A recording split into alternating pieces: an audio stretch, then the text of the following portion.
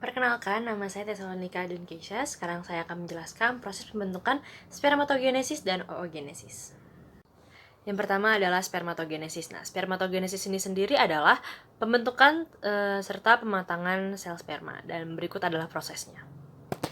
Yang pertama, sel germinal primordial akan mengalami pembelahan mitosis yang menghasilkan spermatogonial stem cell yang bersifat diploid. Nah, spermatogonial stem cell ini akan mengalami pembelahan mitosis lagi yang menghasilkan dua anakan, di mana satu anakan ini akan berkembang menjadi spermatogonium dan satunya lagi akan kembali menjadi spermatogonial stem cell. Lalu spermatogonium akan kembali mengalami pembelahan mitosis yang menghasilkan spermatosit primer. Lalu spermatosit primer ini akan mengalami meiosis yang menghasilkan spermatosit sekunder yang bersifat haploid. Nah, spermatosit sekunder ini akan mengalami meiosis 2 yang menghasilkan spermatid-spermatid.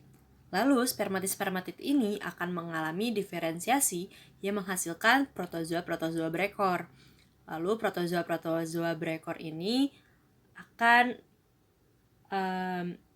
berada di epididymis selama 3 minggu hingga menjadi dewasa.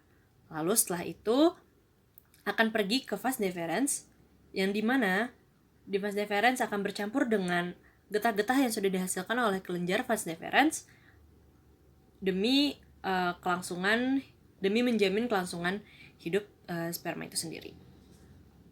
Selanjutnya oogenesis. Nah, oogenesis ini adalah pembentukan serta pematangan sel ovarium untuk membentuk sel telur yang matang.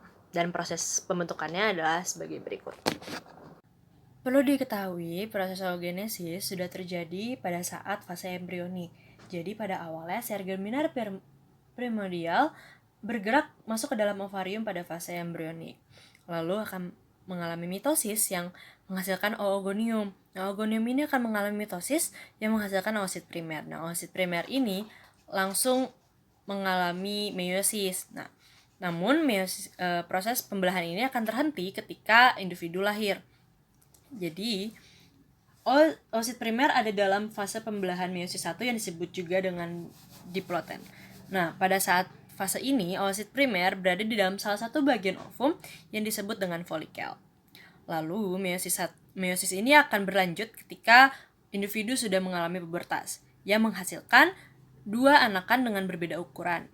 Yang berukuran kecil badan polar 1 dan yang berukuran besar adalah oosit sekunder. Nah, oosit sekunder ini akan mengalami meiosis 2 yang akan terhenti pada metafase 2. Nah, pada tahap ini juga akan terjadi ovulasi. Nah, meiosis 2 ini akan berlanjut ketika sel telur telah dibuahi oleh sel sperma, yang dimana akan membentuk dua anakan berbeda ukuran lagi, yaitu badan polar 2 dan ovum.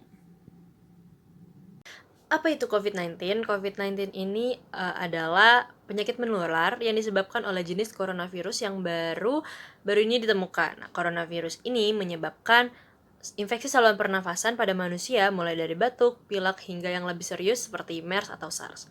Nah, cara agar kita tidak terinfeksi adalah selalu menjaga kebersihan, menggunakan masker kemana-mana, dan jaga jarak dengan orang lain atau social distancing. Jadi tetap di rumah untuk mencegah serta memutus rantai penyebaran dari coronavirus ini.